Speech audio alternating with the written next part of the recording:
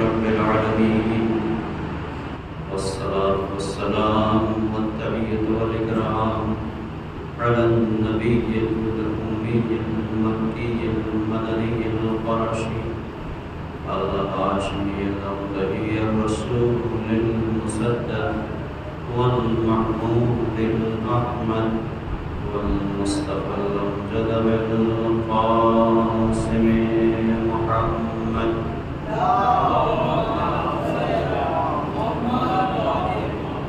وعلى آله الطيبين الطاهرين المعصومين المظلومين، لا سيما بقية الله الأعظم في الأرضين، ولعنة الله على أعدائهم أجمعين من ليلنا هذا إلى قيام يوم الدين. أما بعد، فقد قال الله الحكيم في كتابه الكريم: بسم الله الرحمن الرحيم، ولا تركنوا إلى الذين ظلموا فتمسكم النار فما لكم من دون الله من أولياء ثم لا تنصرون. صلى الله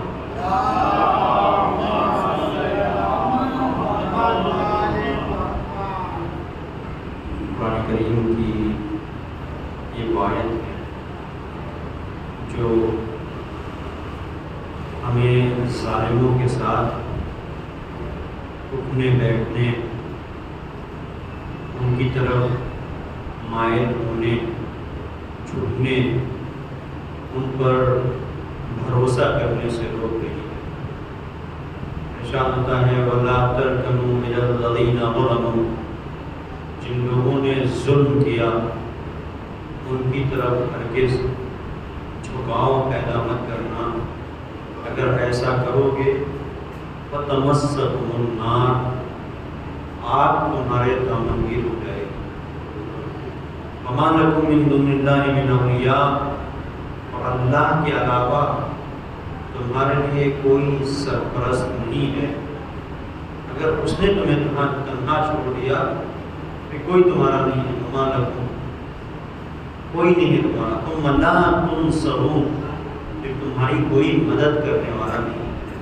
یعنی اگر واقعی تمہاری کوئی مدد کرتا ہے تو وہ تمہارا پروردگار ہے، اس کے در کو چھوڑ کر کسی اور کے در پر جانا یہ شعور نہ ہونے کی دلیل ہے۔ اگر انسان کے وجود کے اندر گہرائی پائی جائے، فکر پائی جائے، شعور پایا جاتا ہو، تو کبھی بھی وہ اس دروازے پر اپنے آپ کو نہیں لے کے جائے گا، کبھی بھی نہیں لے کے جائے گا کہ جس کے بارے میں اسے پتا ہے کہ ظاہری طور پر یہاں پر بہت کچھ ہے، لیکن وہ یہ جانتا ہے کہ ایک ظالم انسان اگر کچھ دیتا ہے یوں ہی نہیں دیتا، وہ مزید ظلم کرنے کی منصوبہ بندی کرتا ہے، کچھ دیتا ہے تو کچھ حاصل بھی کرتا ہے، یوں ہی نہیں دیتا۔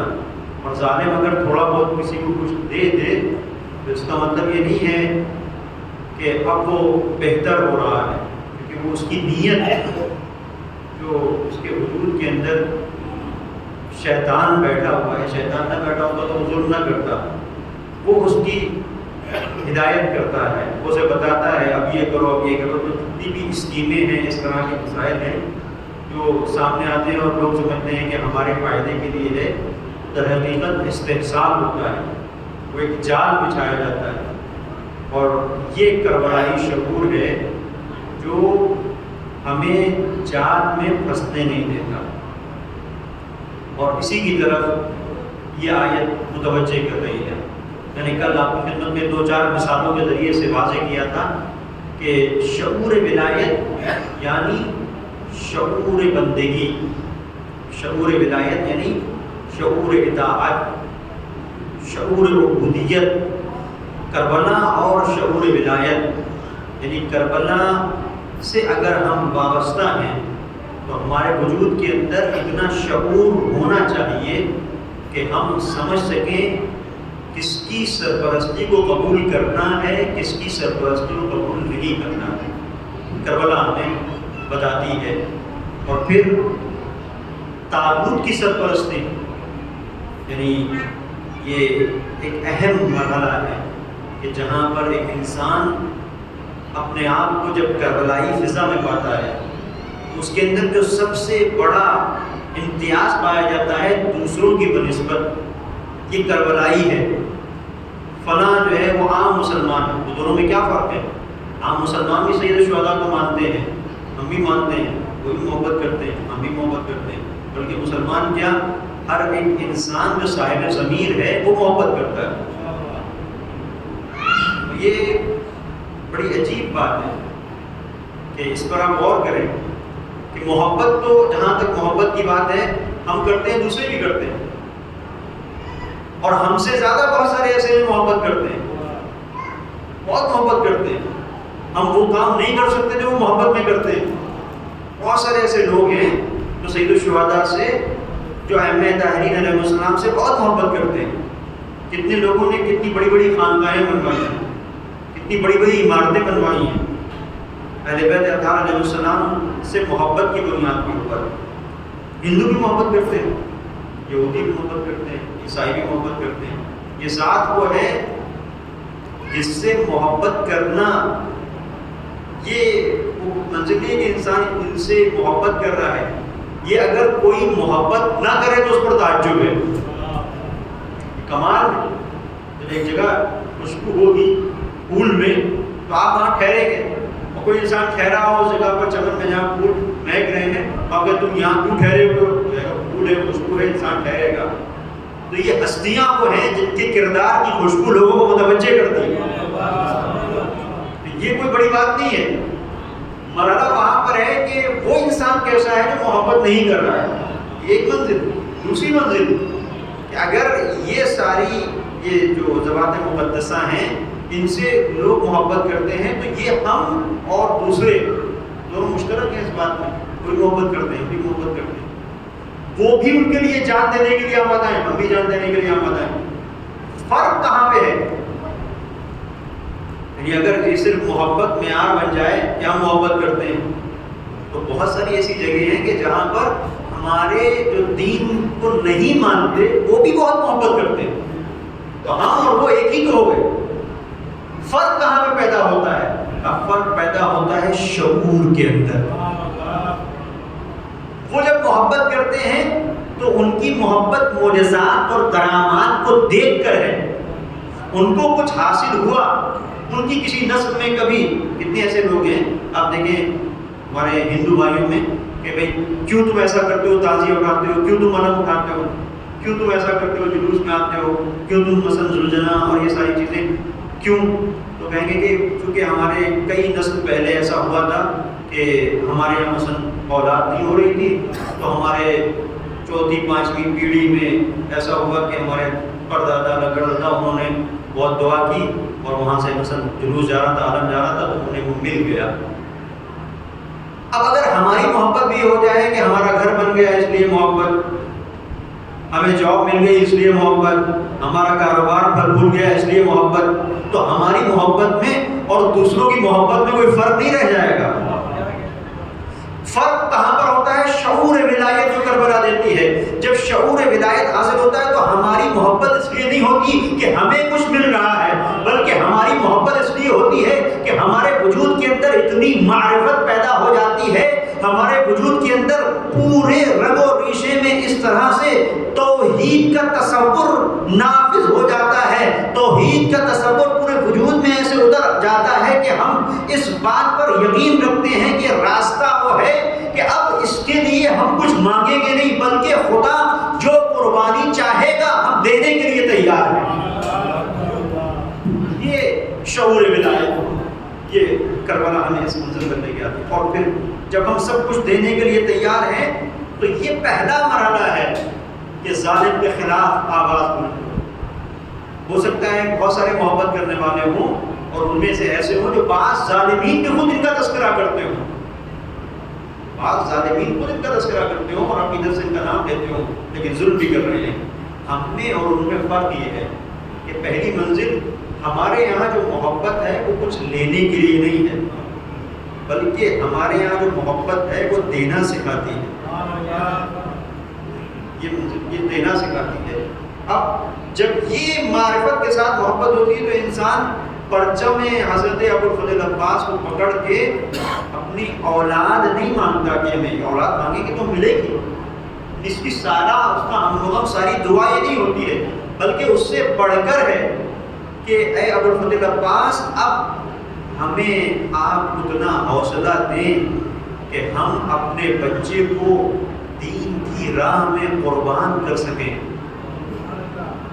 یہ اس کی دعا کا انداز بدل جاتا ہے کہ ہمارے اندر اتنی طاقت ہو، اتنی بصیرت ہو، اے پرچمدار کربلا ہمارے بچے کے اندر وہ بصیرت پیدا ہو جائے کہ جو عالم آپ نے اٹھایا تھا یہ اٹھا کے چلے اور اسی راستے پر چلے جس پر آپ چلے تھے۔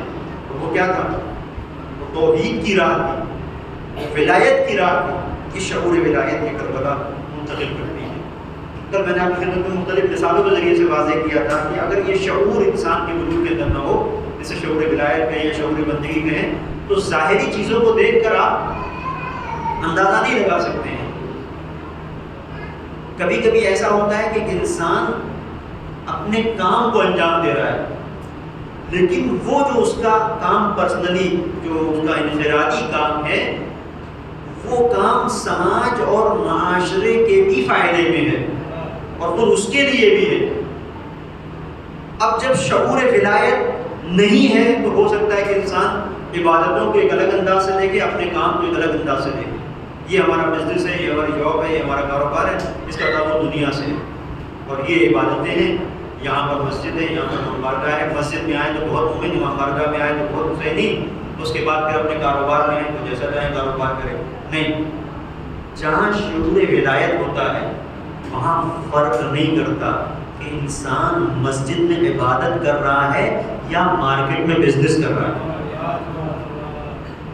اس کا انداز ایک ہوتا ہے۔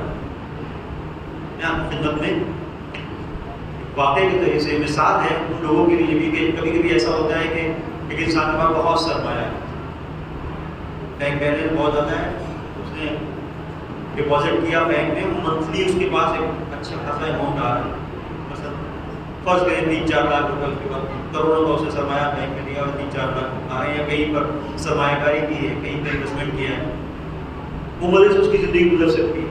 یہ تصور دیکھیے گا، شعور ولایت محسوس کیجیے گا۔ یہ روزمرہ کے ہماری زندگی میں ایسا ہوتا ہے۔ کتنی مرتبہ انسان کے ذہن میں یہ خیال آتا ہے کہ یہ اتنا بڑا سرمایہ تو ہمارے پاس ہے، اب کیا ضرورت ہے مزید کچھ کرنے کی، زندگی تو گزر جائے گی، تو کیوں بھاگ دوڑ کریں، کیوں اس بزنس کو مثلا اوپر اٹھائیں، کاروبار کو اور بلند کریں، کیوں اس کو پھیلائیں، جتنا ہے اللہ کا شکر اللہ نے دیا ہے، تو بیٹھے ہوئے آرام کر رہے ہیں۔ یہ مثال جو میں آپ کی خدمت میں عرض کر رہا ہوں، یہ ہمیں یہ بتاتی ہے کہ یہ ولایت کے سائے میں جینے والوں کا طریقہ نہیں، ولایت سے ہٹے ہوئے ہیں ان کے یہ ہے۔ ایک شخصیت ہے امام جعفر صادق علیہ السلام کا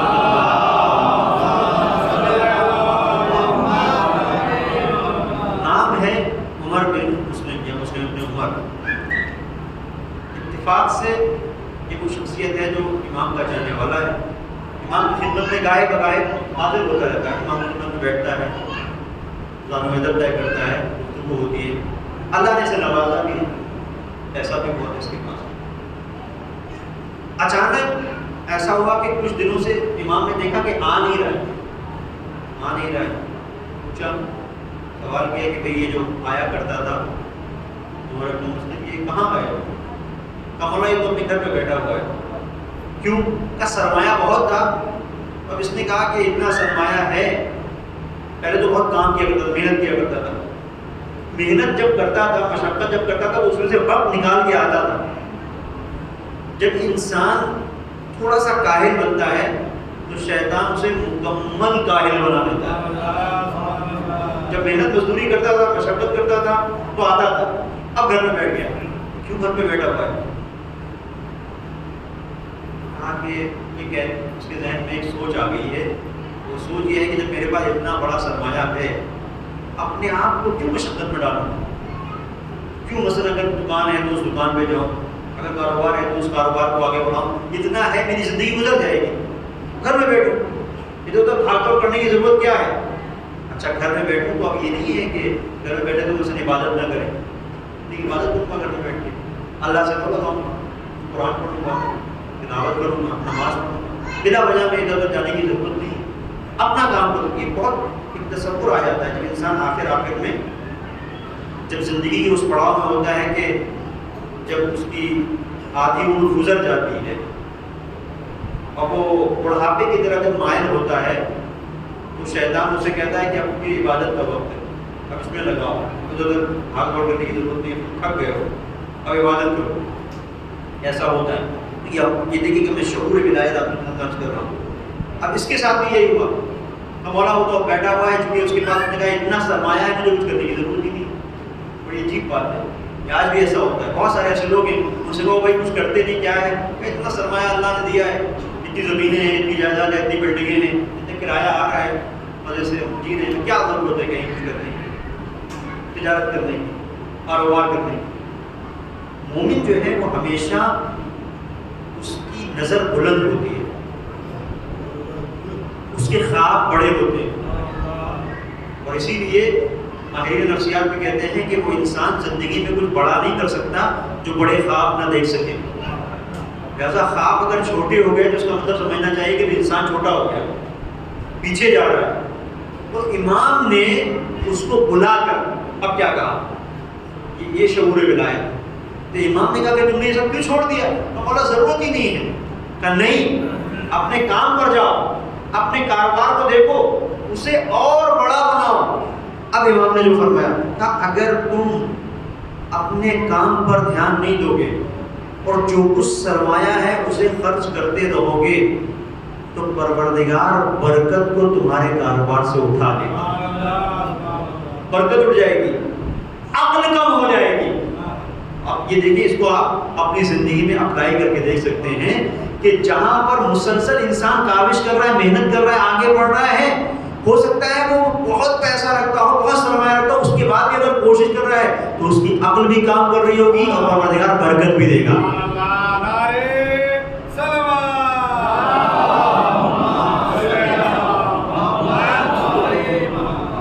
پھر اسے یہ بھی پتا ہے کہ اپنے اس سرمایہ کو جو اس نے حاصل کیا کہاں لگانا ہے, وہ ہر جگہ نہیں لگائے گا.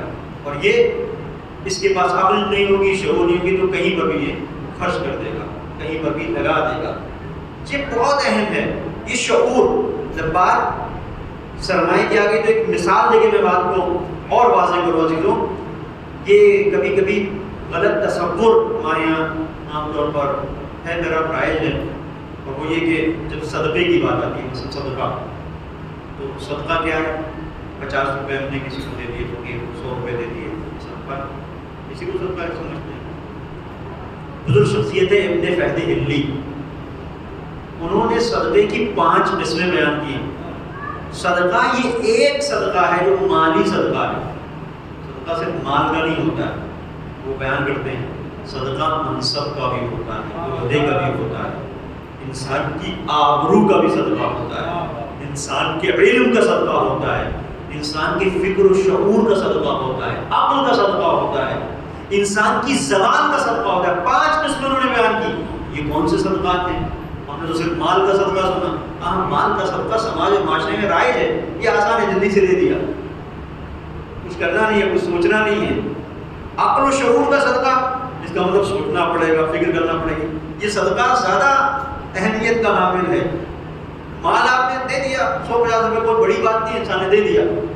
عقل و شعور کا صدقہ کیا مطلب؟ یعنی اگر کسی مسئلے میں تمہاری عقل کام کر رہی ہے, کسی معاملے میں تمہاری فکر کام کر رہی ہے, اور ایک انسان پریشان ہے, مثال کے طور پر جوڈیشری کا مسئلہ ہے, کورٹ کچہری کا مسئلہ ہے, اب ایک انسان پریشان ہے, تو وکیل بھی آج کل کی اس دنیا میں سب یہ سب دنیاوی جو معاملات ہیں, مادیت میں غرق دنیا ہے, تو ہر جگہ مشینیں ہیں پیسے کمانے کی.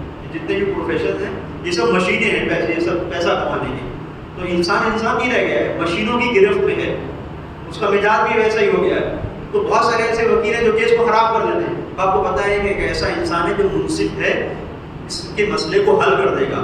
تو آپ اپنی فکر کو اس کے ساتھ میں شیئر کر رہے ہیں، اسے صحیح مشورہ دے رہے ہیں. زمین جائیداد کا مسئلہ ہے، آپ کی عقل کام کرتی ہے، آپ کو پتہ ہے کیسے مسائل حل ہوں گے. تو ایک بندے خدا کے ساتھ آپ جاتے ہیں، آپ کو پتہ ہے وہ گھوم رہا ہے، ٹہل رہا ہے. تو اگر توجہ کیجیے گا، صدقے کے ذریعے سے برکت حاصل ہوتی ہے. یہ تو ہمیں سب کو پتہ ہے کہ صدقہ باعث برکت ہے. یُنْمِي الرِّزْقَ، روایت کہتی ہے رزق میں اضافے کا سبب ہے. تو جس طریقے سے ایک فقیر آ کے مانگ رہا ہے، ہم اسے صدقہ فوراً دے دیتے ہیں. تو کیا ہم اپنے عقل و شعور کا صدقہ بھی دیتے ہیں؟ جہاں پر ہم دیکھ رہے ہیں کہ انسان پریشان حال ہے ایک مسئلے میں، تو کیا ہمارے وجود کے اندر یہ بات آتی ہے کہ بھئی صدقہ دے دے، ذرا اپنی عقل کا صدقہ دے دے، فکر کا صدقہ دے دیں؟ رشتہ ہوا، ایک ایسی جگہ رشتہ ہوا کہ جہاں پر رشتہ کیا گیا ہے وہ لوگ مثال کے طور پر لڑکے والے اچھے نہیں ہیں، پریشان کر رہے ہیں. کسی کی لڑکی بے بس ہے، مجبور ہے، پریشان. ہمارے وجود کے اندر کئی بات آتی ہے کہ ہم جا کے اپنی زبان کا صدقہ دیں، 2 باتیں کہہ دیں، اس کا گھر بس جائے. یہ ہے کہ نہیں؟ اگر نہیں، اس کا مطلب یہ کہ صرف ہم مال کا صدقہ دے رہے ہیں، صرف مال کا صدقہ. اور روایت یہ کہتی ہے کہ پیغمبر نے فرمایا ہے جتنے بھی صدقات ہیں ان میں بہترین صدقہ زبان کا صدقہ ہے. صحابی نے سوال کیا جو وہاں پہ موجود تھا، یا رسول اللہ زبان کا صدقہ کیا ہے؟ کہا 2 لوگوں کے درمیان میں اگر اختلاف اور جھگڑا ہو، زبان کو استعمال کرو، اس جھگڑے کو ختم کر دو، یہ زبان کا صدقہ ہے. زبان کا صدقہ ہے. لیکن یہ شعور ولایت، یعنی انسان کے وجود کے اندر جب ولایت کا شعور ہوگا تو اس منزل پر وہ پہنچے گا کہ اس کے وجود کے اندر یہ بات آئے گی کہ مفاہیم دینی کو وہ سمجھے گا کہ دین کتنا خوبصورت ہے. فکر کا صدقہ، عقل کا صدقہ، علم کا صدقہ. آپ بہت پڑھے لکھے ہیں، ایک انسان اس منزل پر ہے کہ دوسروں کو علم سکھا سکتا ہے، بتا سکتا ہے، جہالت کو دور کر سکتا ہے. تو یہ علم کا صدقہ ہے کہ اپنا علم دوسروں تک منتقل کرو. علم کا صدقہ، زبان کا صدقہ، علم کا صدقہ، عقل کا صدقہ. یہ سارے صدقات ہیں جنہیں بیان کیا گیا. بہرحال یہ میرا موضوع نہیں تھا، اپنی بات آئی تو آپ کی خدمت میں نے عرض کر دی. اب امام علیہ السلام نے اس شخص سے کیا کہا؟ عمر بن مسلم سے کہا کہ دیکھو، تم اگر اپنے کاروبار پر توجہ نہیں دو گے تو یہ تو تم سمجھ رہے ہو کہ میرا سرمایہ ہے، تمہاری زندگی تو گزر جائے گی، لیکن یہ زندگی بے برکت ہوگی، اس میں برکت نہیں ہوگی، اور عقل ظاہر ہو جائے گی. یعنی انسان جاتے جاتے جائے اور اس کی عقل ظاہر ہو جائے، یہ بہتر ہے کہ جائے تو عقل و شعور اس کے اور اس کے اندر پختگی آئے. اگر پختگی آئے تو اپنے کام کے اوپر دھیان دو. اور ضرورت نہیں ہے، یہ ایک عجیب منزل ہے، صرف اپنے بارے میں سوچ رہا ہے میری زندگی گزر جائے گی، سرمایہ اتنا ہے. لیکن اگر یہ سوچے کہ اس سرمایہ کو اتنا میں زیادہ کروں کہ قوم کے کچھ افراد بھی ایسے ہوں کہ جن کی زندگی گزر جائے، یہ وہاں یہ شعور، یہ جب انسان ولایت کی راہ میں آتا ہے تو اس منزل پر ہوتا ہے. اچھا، کبھی کبھی کیا ہوتا ہے جب ولایت کا شعور نہیں ہوتا تو کچھ چیزیں ایسی ہوتی ہیں جنہیں شیطان آ کے انسان کے کاموں میں ڈالتا ہے وسواس. کہتا ہے کہ ان سب چکروں میں کیوں پڑے ہوئے ہو؟ خدا کے سامنے تمہیں جواب دینا ہے. اپنے اور خدا کے درمیان کے رابطے کو مستحکم کرو. اور اس میں شیطان بڑا خطرناک طریقے سے آتا ہے. شہرت بڑی خطرناک چیز ہے، توجہ کیجیے گا، یہ بہت اہم، میں آپ کی خدمت میں عرض کر رہا ہوں. شہرت بڑی خطرناک چیز ہے. تم اگر نیک کام کرو گے مشہور ہونے لگو گے، خاموشی سے ایسا کام کرو کہ مشہور نہ ہو، خاموشی کے ساتھ. یہ اچھی بات ہے، یہ کہا گیا ہے، روایات میں ہے کہ اگر آپ کسی کو کچھ دے رہے ہیں تو اس طرح سے دیں کہ آپ کے دوسرے ہاتھ کو خبر ہو. یہ روایات، لیکن مفہوم جو عبادت کا ہے اسے سمجھنے کی ضرورت ہے. ایک شخصیت ہے، صحابی ہے، امام کے چاہنے والے ہیں، امام جعفر صادق علیہ السلام.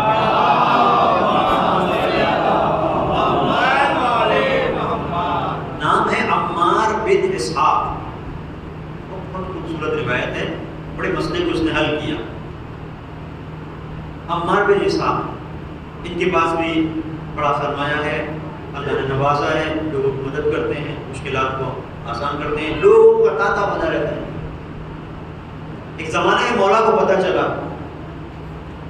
کہ انہوں نے جو سلسلہ شروع کیا تھا خیرات کا، نیک کاموں میں اپنی انرجی کو یہ لگا رہے تھے، اپنی صلاحیتوں کو خرچ کر رہے تھے، اچانک انہوں نے کیا کیا کہ ایک منشی لا کے بیٹھا دیا. اب کام منشی کے ذریعے سے ہوتا ہے، ان کے ذریعے سے نہیں ہوتا، اور لوگوں کو پتہ بھی نہیں ہے منشی بیٹھا ہوا ہے. ان کو بھی فکر نہیں ہے کہ میرا نام محمود ہو، یہ بہت اہم ہے، ان کو بھی فکر نہیں ہے. اب روایت کہتی ہے کہ امام سے حج کے موقع پر ملے، امام نے ان کے اوپر توجہ نہیں کی. جیسے امام ایک شیعہ ہے جو کام کرتا ہے لوگوں کے، امام خوش ہوتے تھے کہ تم بڑا اچھا کام کر رہے ہو. امام نے کچھ کہا ہی نہیں، سبحان اللہ نہیں کہا، شاباش نہیں کہا، بڑا اچھا کام کر رہے ہو، کچھ نہیں. کھلا امام کی خدمت میں حاضر ہوئے، کیا مجھ سے کوئی غلطی ہو گئی؟ تو امام نے کہا کہ تم نے اپنے گھر میں منشی کو کیوں بٹھایا ہے جو لوگوں کا کام کر رہا ہے؟ اب انہوں نے جواب دیا خفت من الشہرا، کہ جب میں لوگوں کے کام کرتا تھا تو ہر جگہ میرا نام تھا، عمار بن اسحاق، عمار بن اسحاق. فلاں کا کام کس نے کیا؟ عمار بن اسحاق نے. فلاں عمارت کس نے، فلاں کا گھر بنا دیا جو گر رہا تھا، عمار بن اسحاق نے. فلاں مثال کے طور پر کسی کی شادی کا مسئلہ تھا، کس نے حل کر دیا؟ عمار بن اسحاق نے. قرض کا مسئلہ تھا، کس نے حل کر دیا؟ عمار بن اسحاق نے. کھیت کا مسئلہ تھا، کسی کو سچائی کے لیے اونٹ کی ضرورت تھی، عمار بن. تو ہر جگہ عمار بن اسحاق، عمار بن اسحاق، عمار بن اسحاق، میرا نام ہو رہا تھا. خفت من الشہرا، میں شہرت سے ڈر گیا. شہرت اچھی چیز نہیں ہے. آپ دیکھیں کہ کتنی جگہوں پر ایسا ہوتا ہے کہ شہرت اچھی چیز نہیں ہے. دو الگ الگ مقامات ہیں. ایک شہرت اس بنیاد کے اوپر ہو کہ مثال کے طور پر میں نماز پہ نماز پڑھ رہا ہوں، سجدے پہ سجدہ کر رہا ہوں، کہ لوگ کہیں کہ بھائی یہ کتنا نمازی انسان ہے. شہرت اچھی نہیں ہے. یہاں پر شہرت اچھی نہیں ہے. میں مثال کے طور پر یہ مجلس اس انداز سے کروں کہ مشہور ہو جاؤں، یہ شہرت مطلوب نہیں ہے. یہاں پر گناہ. ایک انسان خاص طور پر اس انداز سے، اس ادا سے گفتگو کر رہا ہے، نواب پڑھ رہا ہے کہ وہ مشہور ہو جائے. خلوص اب نہیں ہے، شہرت کی بنیاد پر، لیکن شہرت مطلوب نہیں ہے. اور یہ عجیب بات ہے. امام نے یہاں پر اس سے کہا کہ نہیں، شہرت سے کیوں ڈر رہے ہو؟ اب یہ دیکھیے گا الگ الگ مقامات ہیں. کچھ جگہوں پر شہرت مطلوب نہیں ہے، کچھ جگہوں پر شہرت مطلوب ہے. یہ خلق خدا جن کا تم کام کر رہے ہو، تو یہاں پر ڈرو نہیں، یہ شیطان تمہیں بہکا رہا ہے.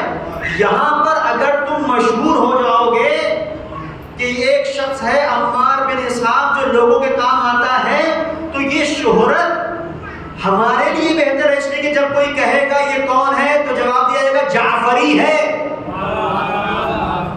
تو یہاں پہ یہ شہرت اچھی چیز ہے. جہاں پر تمہارا اور خدا کا معاملہ ہے وہاں پر خاموشی کے ساتھ کام کرو. لیکن جہاں معاملہ خلق خدا کا ہے، سماج کا ہے، معاشرے کا ہے، تو اگر شہرت ہے تو یہ شہرت بری نہیں ہے، اس لیے کہ تمہارا تعلق مشکل کشا سے ہے. لوگ پہچانے تو صحیح، لوگوں کے کام آنے والی ذات کا نام علی ہے. اور اگر آج کے دور میں لوگ کسی کے کام آ رہے ہیں تو وہی کام آ رہے ہیں جو علی کے راستے پر چلنے والے ہیں.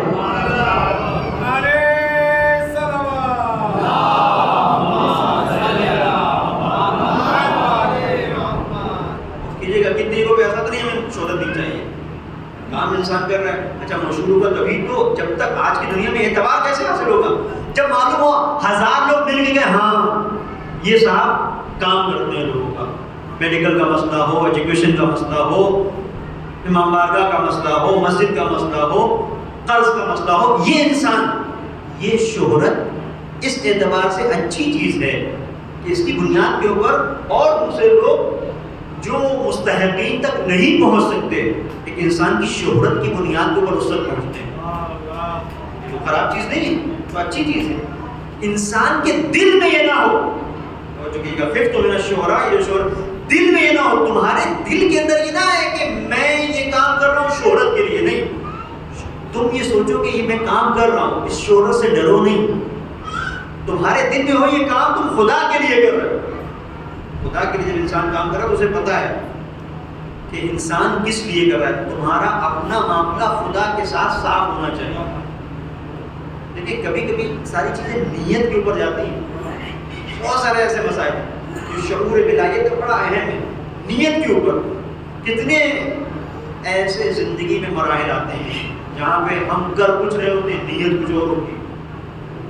کتنی جگہوں پر ایسا ہوتا ہے کہ نیت ہماری کچھ اور ہوتی ہے اور ہم کر کچھ اور رہے ہوتے ہیں. خدا نتیجہ کچھ اور دکھاتا ہے. مثال کے طور پر کسی سے دشمنی ہے. کبھی ایسا ہوا کہ شادی کا مسئلہ ہے, ہمیں پتہ ہے کہ یہ لوگ اچھے نہیں ہیں لیکن ہم خاموش رہتے ہیں, یہ ان کی بڑی تعریف کرتے ہیں اور یہ کہتے ہیں کہ پھنسے تو صحیح ایک بار پچھلے میں. یہ نیت صحیح نہیں ہوتی ہے. سامنے والا سمجھتا ہے ہماری بھلائی کے لیے کر رہا ہے. اچھا آپ خدا بھی دیکھیں, کبھی کبھی ایسا ہوتا ہے جب سب رشتہ ہو جاتا ہے اب وہ لوگ جو خراب تھے وہ صحیح ہو جاتے ہیں. پروردگار ہے, دلوں کو بدلتا ہے. مقلب القلوب, وہ دلوں کو بدل دیتا ہے. اب وہ جس کے لیے ہم سوچ رہے تھے اس کی بیٹی فلاں جگہ پھنس جائے تو پریشان ہو تو ہمیں کچھ لگے کہ ہاں ہمارا انتقام ہم نے لے لیا, دشمنی جو ہماری تھی, لیکن اب وہ وہاں پر بڑے اچھے سے رہتی ہے, خوشحال رہتی ہے. تو یہ مرحلہ کہتا ہے نیت کچھ اور تھی, ہوا کچھ اور. نیت کے اوپر بڑے مسائل ہیں, بہت دارومدار نیت کے اوپر. میں آپ کی خدمت میں ایک مثال دے کے بات کو واضح کروں. فرض کریں اس امام بارگاہ میں کوئی شخص آیا, آنے کے بعد اس نے کہا کہ مثلا فلاں کار خیر کے لیے مجھے ضرورت, میرا اپنا ٹرسٹ ہوتا ہے, نیک کام میں کرتا ہوں, معذوروں کے لیے, یتیموں کے لیے, مثلا یتیموں کی پرورش کفالت کی ذمہ داری. اب یہاں پر آنے کے بعد ہمارا جو تصور ہے وہ کیا ہے کہ اگر ہم کوئی کار خیر کر رہے ہیں تو دین یہ کہتا ہے خاموشی کے ساتھ ہے بھی اچھی چیز ہے. آپ نے یہاں پہ مثلا نہیں دیا, وہ جا رہا تھا تو چپکے سے آپ نے جا کر چیک کاٹ کے اپنی جیب میں رکھ دیا, اچھی بات ہے, اچھی بات ہے. لیکن کبھی یہ دکھانا یہ بھی اچھی بات ہے. یہ کہاں پر اچھی بات ہے؟ یہاں پر اچھی بات ہے کہ وہ جو شخص آیا اور آنے کے بعد فرض کریں بہت سارے لوگ بیٹھے تھے, لوگوں کے لیے شناسا نہیں تھا, لوگ نہیں جانتے تھے, کہ آپ اسے جانتے تھے, آپ اسے جانتے تھے. اب ایک مرحلہ یہ ہے کہ آپ بھی چپ چاپ بیٹھے رہے, لوگ بھی بیٹھے رہے, اور اگر دینے والے ہوں گے تو کسی نے بس ایسے ہی کہ چونکہ ساحل نے سوال کیا, کسی نے 50, کسی نے 100 دے دیے, 150 میں کام ہوتا نہیں. تو ایک تو یہ انداز ہے. دوسرا یہ کہ نہیں, آپ اٹھے, لوگوں کے سامنے آپ نے پیسوں کو گنا, منع کیا گیا ہے, منع کیا گیا کہ نہیں ایسا نہ کرو, لیکن یہ رخ دوسرا ہے. آپ نے پیسوں کو گنا 1 2 3 4 5 6 اور مثال کے طور پر گنتے رہے, کھڑے ہو کے لوگوں کے سامنے گن رہے, اور گننے کے بعد آپ نے 10 نوٹ نکال کے 500 کے اس کے حوالے کر دیے. اب آپ بتائیے یہ کام صحیح ہے کہ غلط ہے؟ نیت کے اوپر جائے گا. نیت میری یہ تھی کہ میں 10 نوٹ نکال کے جب دوں گا تو چونکہ یہ لوگ مجھے جانتے ہیں, اسے جانتے نہیں ہیں, جب میں یہ 10 نوٹ اس کے حوالے کر دوں گا تو دوسروں کے اندر بھی جذبہ پیدا ہوگا دینے کا, دوسروں کے اندر بھی جذبہ پیدا ہوگا. تو یہاں پہ غلط نہیں ہے.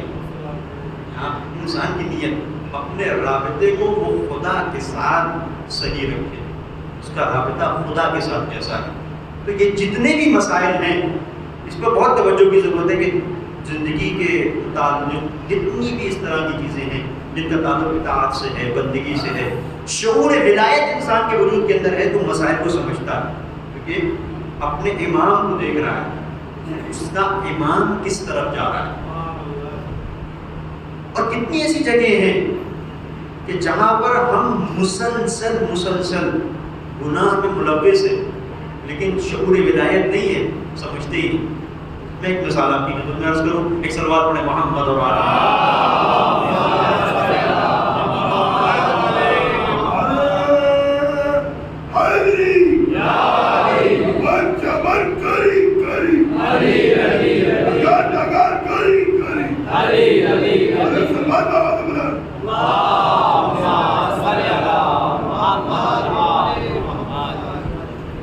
آپ نے ماں باپ کے سلسلے سے قرآن کریم کا واضح حکم سنا ہوگا, وَقَضَىٰ رَبُّكَ أَلَّا تَعْبُدُوا إِلَّا إِيَّاهُ. تمہارے پروردگار کا حتمی فیصلہ ہے اللہ تعبد الا اياه کہ صرف اس کی عبادت کی جائے. وبالوالدین احسانا، والدین کے ساتھ سلوک اس کا خود ہے. اما یبلغن عندك الكبر احدهما او كلاهما فلا تقل لهما اف، اگر دونوں یا دونوں میں سے کوئی ایک بوڑھا ہو جائے خبردار ان سے اف تک نہ کہنا. ولا تنہرهما، انہیں چھڑکنا نہیں. قل لهما قولا کریما، ان سے کریمانہ انداز میں گفتگو. وَاخْفِضْ لَهُمَا جَنَاحَ الذُّلِّ مِنَ الرَّحْمَةِ، ان کے لیے رحمت کے ساتھ اپنے دونوں شانوں کو جھکا دینا. اس میں محسوس کہ وَقُلْ رَبِّ ارْحَمْهُمَا كَمَا رَبَّيَانِي صَغِيرًا، اور کہنا پروردگار سے دعا کرنا کہ پروردگار ان کے اوپر ویسے ہی رحمتوں کو نازل کر کس طریقے سے بچپنے میں رحم و کرم کے ساتھ انہوں نے ہماری تربیت کی.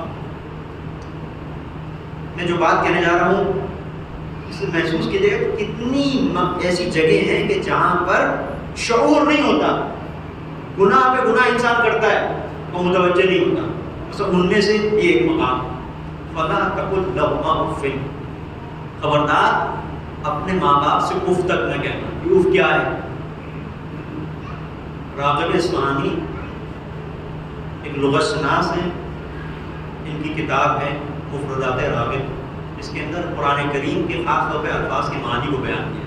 انہوں نے اف کی وضاحت کی اور علماء نے بھی وضاحت کی ہے کہ جب ناخن کے اندر تھوڑا سا میل آ جاتا ہے، اس میل کو ہم ناخن گیر سے نیل کٹر سے نکال دیتے ہیں. یہ تھوڑا سا جو میل ہوتا ہے اسے اف کہا جاتا تھا عرب میں، بہت تھوڑا سا.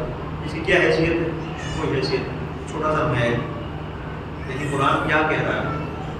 تقل لهما اف، ماں باپ کے لیے تمہارے دل میں ذرا برابر میل نہ آنے پائے. تقل لهما اف. ایک منزل دوسری علماء نے بیان کیا کہ کبھی کبھی ہم راستے میں جاتے ہیں، گرد و خاک پڑ جاتی ہے لباس میں، گرد و خاک کبھی تو ہم چھاڑ دیتے ہیں، کبھی اٹھا کے اسے پھونکتے ہیں، پھونکنے سے اڑ جاتی ہے. تو یہ جو پھونکنے سے اڑ جاتی ہے اسے پھونک کرتے تھے پہلے، اور اب اس سے اف بنا. اس کا مطلب یہ کہ کتنا ذرہ کو خاک کا تمہارے کپڑے پر آ جاتا ہے جس کو ہلکے سے جھاڑ سکتے ہو. تو یہ جو منزل ہے، ماں باپ اگر کوئی بات کریں کچھ کہیں تو ان کے مقابلے پر اتنا اشارہ بھی نہ کرو کچھ تم جھاڑ رہے ہو، پھونکنے کے برابر بھی. اور اس کے بعد صادق آل محمد امام جعفر صادق علیہ السلام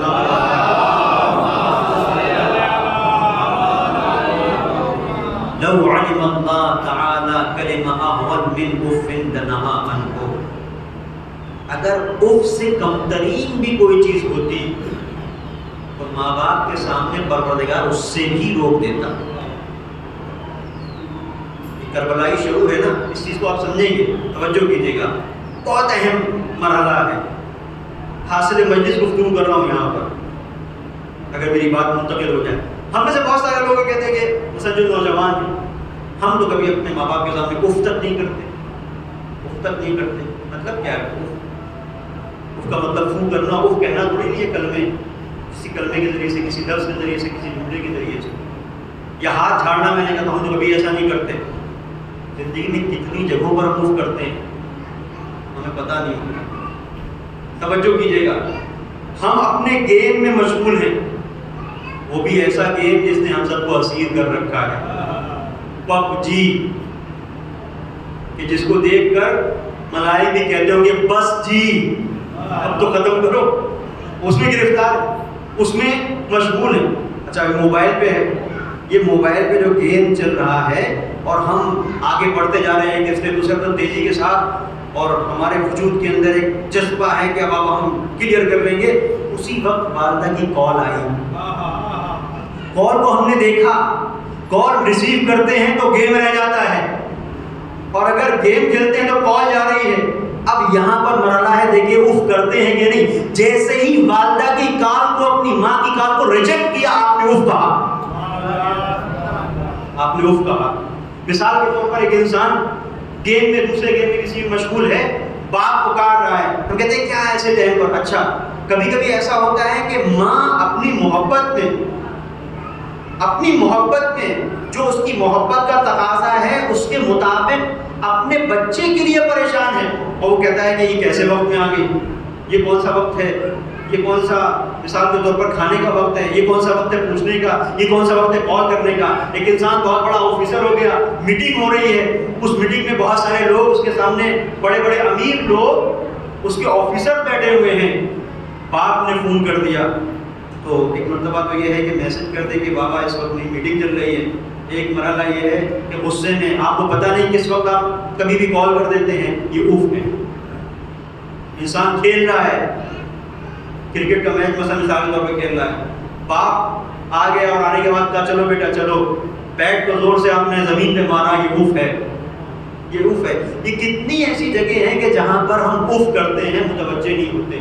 تو یہ ساری وہ جگہ ہیں کہ جہاں پر شعور نہیں پایا جاتا وہاں ایسا ہوتا ہے، لیکن جہاں شعور پایا جاتا ہے وہاں انسان ماں باپ کے سامنے ویسے ہی خاضع ہوتا ہے جیسے خدا کے سامنے۔ وَقَضَىٰ رَبُّكَ أَلَّا تَعْبُدُوا إِلَّا إِيَّاهُ، تمہارے پروردگار کا یہ حتمی فیصلہ ہے کہ اس کی عبادت کی جائے۔ وَبِالْوَالِدَيْنِ إِحْسَانًا، اور والدین کے ساتھ حسن سلوک، یعنی پروردگار نے اپنی عبادت کے فوراً بعد اگر کسی کا تذکرہ کیا ہے تو ماں باپ کا تذکرہ کیا، ماں باپ کے ساتھ۔ اور پھر بڑا خوبصورت دوسرا مرحلہ، وَاخْفِضْ لَهُمَا جَنَاحَ الذُّلِّ مِنَ الرَّحْمَةِ، ماں باپ کے سامنے اپنے شانوں کو جھکا دو، ذلت کے ساتھ، خاکساری کے ساتھ۔ یہ جناح کیا ہے؟ علامہ طباطبائی نے اس کی وضاحت کی کہ یہ پرندے جو اڑتے ہیں، دو پر ہوتے ہیں، ان پروں سے پرندے انہیں جناح کہا جاتا ہے۔ جناح الذل، قرآن کریم نے بڑے خوبصورت انداز میں متوجہ کیا ہے کہ تم اگر ہماری بندگی کرتے ہو تو بندگی صرف نماز، روزہ، حج، زکوٰۃ نہیں ہے، جو تمہاری ظاہری خلقت کا ذریعہ ہیں، جنہوں نے تمہیں پروان چڑھایا، جنہوں نے تمہاری تربیت کی، ان کے سامنے جھکنا بھی بندگی ہے۔ ان کے سامنے جھکے رہو، ان کے سامنے کبھی تن کے کھڑے نہ ہونا، ان کے سامنے کس طریقے سے جھکے رہنا کہ احساس ہو کہ تم واقعی بندے پر۔ یہ شعور ہے، ولایت اگر ہے تو یہ شعور حاصل ہوتا ہے۔ اب دیکھیں جو علامہ نے گفتگو کی ہے بہت مختصر انداز میں، اسی بات پر اپنی گفتگو کو آج کی ختم کر رہا ہوں، آج کی مجلس، اور اس کے بعد پڑھتے ہیں مسائل۔ توجہ کیجیے گا کہ جناح الذل من الرحمہ، جناح کا لفظ استعمال کیا، آپ نے بڑی خوبصورت یہاں پر مثال دی ہے، یعنی کیا؟ یہ جو اپنے شانوں کو جھکا رہے ہو یہ ایک اظہار شکر ہے، ماں باپ کے سامنے اظہار شکر ہے کہ آپ نے ہماری تربیت کی ہے، آپ نے ہمیں پروان چڑھایا ہے، تو ہم آپ کے سامنے بول نہیں سکتے۔ اتنے احسانات ہیں، کچھ احسانات تو ہوتے ہیں جنہیں انسان جانتا ہے۔ ماں باپ نے تو اس منزل سے احسان کرنا شروع کیا جب عقل و شعور رکھتے ہی نہیں تھے۔ کتنے ایسے احسانات ہیں جنہیں ہم جانتے ہی نہیں، ماں باپ نے کیا کیا ہے، ہمارے ساتھ کیا کیا ہے، کیونکہ انہوں نے اپنی پوری زندگی ہمارے لیے گزار دی، اور ہر مرحلے پر تڑپ کے، مچل کے کس طریقے سے انہوں نے ہمارا خیال رکھا، ہماری جو ضرورتیں ہیں ان کو پورا کیا ہے۔ یہ انسان صرف سوچے، یہ ایک الگ ماں باپ کا ایک الگ چیپٹر ہے، الگ موضوع، اس کی طرف جانا نہیں چاہتا، صرف علامہ کے ایک مسئلے کو جو انہوں نے اس میں وضاحت کی ہے آپ کے سامنے رکھنا چاہتا ہوں۔ جناح الذل من الرحمہ، شکر ہے کہ تم اپنے کانوں کو جھکا رہے ہو، یہ اظہار شکر ہے۔ اب یہاں پر علامہ کی گفتگو ذرا محسوس کیجیے گا، کہتے ہیں کہ آپ نے دیکھا ہوگا کیوں جناح کا نشانے جو ہیں گویا تمہارے پروں کی طرح، یہ پروں کی طرح، ویسے تو شانے کو کتف کہا جاتا ہے، کتف عربی میں، لیکن جناح کا لفظ استعمال کیوں کیا؟ قرآن کے اندر بڑی بلاغت کیوں کیا؟ یہ علامہ نے بڑی خوبصورت مثال دی، کہتے ہیں آپ نے دیکھا ہوگا جب پرندے اپنے بچوں کو کھانا کھلاتے ہیں تو وہ چھوٹے چھوٹے جو پرندے ہوتے ہیں چوزا کہتے ہیں، اگر کوئی کبوتر اپنے بچے کو کھانا کھلا رہا ہے، کوئی چڑیا اپنے بچے کو کھانا کھلا رہی ہے، یا فاختہ اپنے بچے کو کھانا کھلا رہی ہے، تو جب یہ بچے کھانا کھاتے تو صرف کھانا نہیں کھاتے، یہ کھانا کھاتے رہتے ہیں اور اپنے پروں کو پھیلائے رہتے ہیں، جتنا ان کو ملتا جاتا ہے یہ پروں کو پھیلائے رہتے ہیں. یہ پروں کو پھیلانا اس بات کی دلیل ہے کہ یہ زبانیں بے زبانی میں کہتے ہیں کہ ہمارے اندر اتنی طاقت نہیں ہے کہ ہم کھا سکیں, آپ کھلا رہے ہو تو ہم کھا رہے ہیں. یہ پروں کو پھیلا کے اظہار شکر کرتے ہیں. تو اگر پرندے اظہار شکر کرنا جانتے ہیں تو تمہیں تو ہم نے عقل سے نوازا ہے, شعور سے نوازا ہے. اپنے ماں باپ کے سامنے اپنے کاندھوں کو جھکا کے اظہار شکر کرو کہ آپ نے بڑا کر دیا, آپ نے قربان چڑھا دیا, آپ نے تربیت کر دی تو اس منزل پر پہنچ گئے. صلوات پڑھ دے محمد.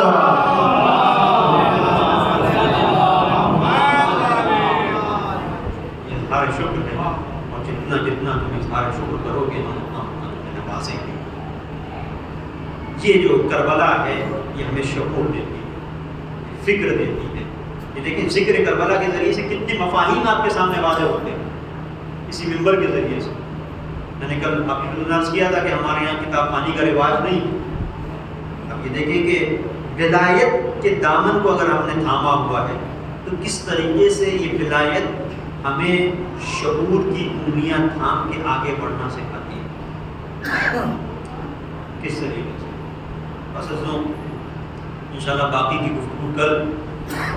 آپ دیکھیں کہ وہ شخصیت کہ جس نے ماں باپ کے حقوق کو بیان کیا, جس نے باپ کے حق کو بیان کیا, لوگوں کے حقوق کو بیان کیا, حقوق ناس کو بیان کیا, جس نے صحیفہ سجادیہ جیسی کتاب ہمارے حوالے کی, ایک بڑا سرمایہ تشیع کا, جو اپنے ماں باپ کے سلسلے سے نازے تھا.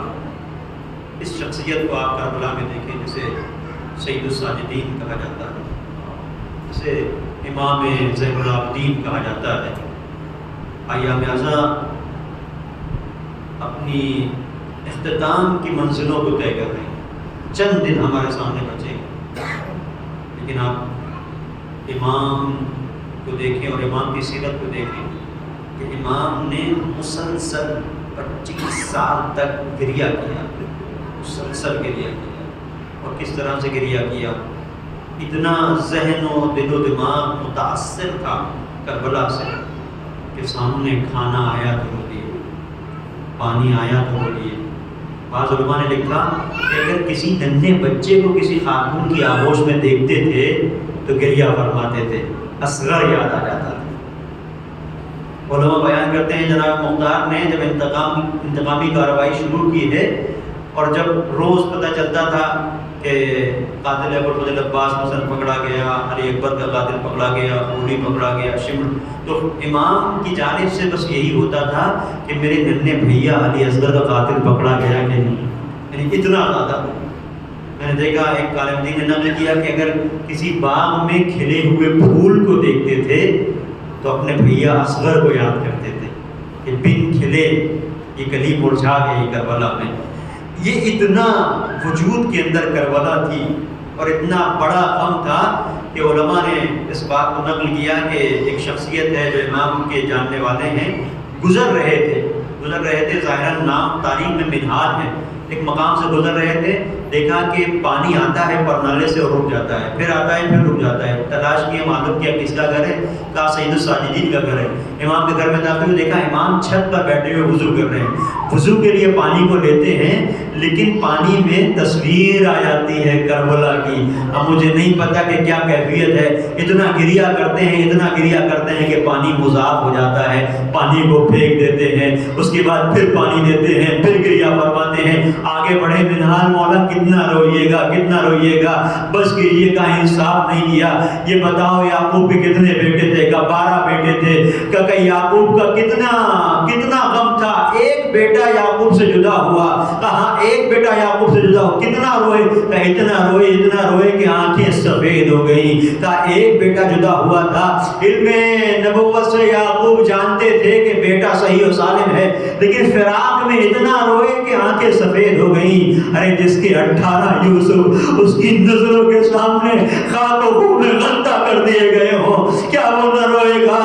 بازیزوں منزل یہ تھی کہ ہر مرحلے پہ گریا, پانی آیا تو رو دیے, کھانا آیا تو رو دیے. ہاں اتنا زیادہ کربلا سے متاثر تھے کہ اصحاب نے خاص انداز اختیار کیا تھا کہ امام اگر باہر مسجد میں جانا چاہتے تھے یا باہر نکل رہے ہیں تو خاص طور پر اصحاب آتے تھے جن لوگوں کا کام یہ تھا کہ دمبے ذبح کرنا ہے، گوشت بندے ذبح کرنا، ان کے پاس آتے تھے، قصابوں کے پاس آ کے کہتے تھے کہ ذبح کرو، وہ روکتے نہیں ہیں، لیکن ہمارے مولا کے نکلنے کا وقت ہو رہا ہے، ان پر کوئی پارچہ ڈال دو، کوئی کپڑا ڈال دو، امام کی نظر نہ پڑے۔ اور اگر پہنچتے تھے امام کی نظر پڑ جاتی تھی، ایک مرتبہ کہتے تھے بھائی تم نے دمبے کو ذبح کیا، پانی پلا دیا تھا۔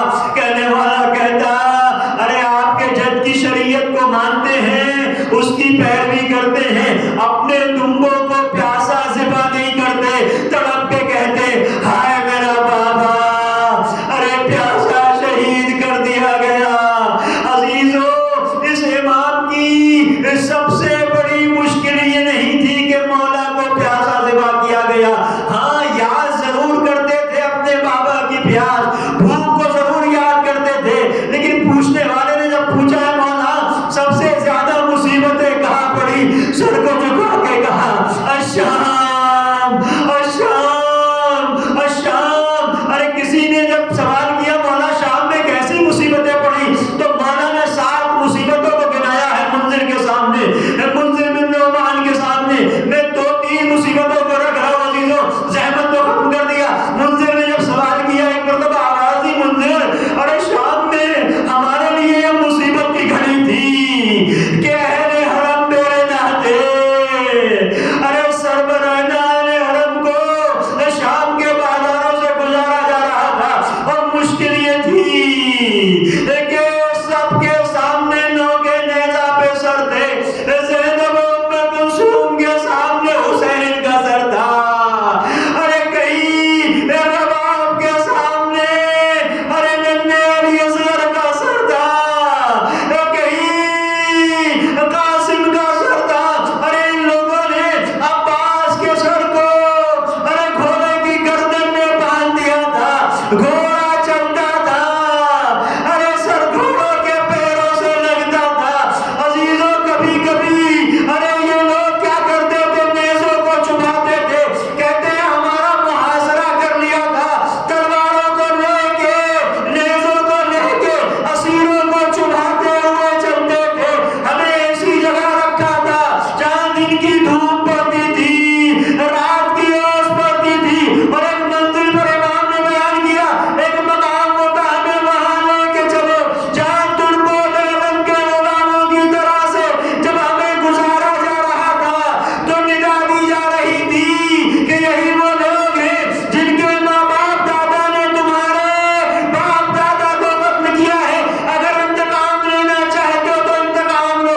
بھئی وہ جگہ تھی ارے جس کے پاس جو تھا وہ مار رہا تھا، بادا خانے پہ عورتیں بیٹھی ہوئی تھی، دہکتے ہوئے انگارے تھے، ایک منظر کسی نے ایک دہکتا ہوا انگارہ پھینکا، اب جو انگارہ آیا میرے سر پہ پڑا، میرا امامہ جل گیا، منظر ہاتھ بنے ہوئے تھے، ارے خلو ہوتے تو انگارے کو ہٹا دیتا، امامہ جلا میرا سر بھی جل گیا، اے منظر ارے نظریں اٹھاتا تھا تو ماں بہنوں کو دیکھتا تھا۔ سب سے بڑی مشکل شام میں یہ تھی کہ منادی ندا دے رہا تھا اے علی کی بیٹیاں ہیں آؤ تماشا دیکھو، سيعلم الذين ظلموا أي منقلب ينقلبون، إنا لله وإنا إليه راجعون۔ پروردگار واسطہ محمد و آل محمد کا ہماری نصر سی رضا کو اپنی بارگاہ میں قبول فرما۔ میرے مالک تجھے واسطہ محمد و آل محمد کا جو حضرات بھی اس فرش عزا کے بچنے کا سبب بنے، محتمین منتظرین، ان کی دینی دنیاوی حاجات کو اپنی بارگاہ میں فرما۔ میرے مالک تجھے واسطہ محمد و آل محمد کا جہاں جہاں بھی شیعان حیدر کرار ان کی جان مال عزت اور آخرت کی حفاظت فرما۔ میرے مالک ہمیں شعور حسینیت، شعور بندگی عنایت فرما۔ پروردگار واسطہ محمد و آل محمد کا ہمیں جو حج و زیارت کے مشتاق ہیں توفیق حج و زیارت نصیب فرما، جو مقروض ہیں ان کو قرض سے زبردوشی عنایت فرما۔ حاج کرام علماء اعظم کا سایہ ہمارے سر پر قائم دائم رکھ، امام زمانہ کے ظہور میں تعجیل فرما۔ ہمیں ان کے آواز ساتھ شمار فرما. ربنا تقبل منا انك انت السميع العليم.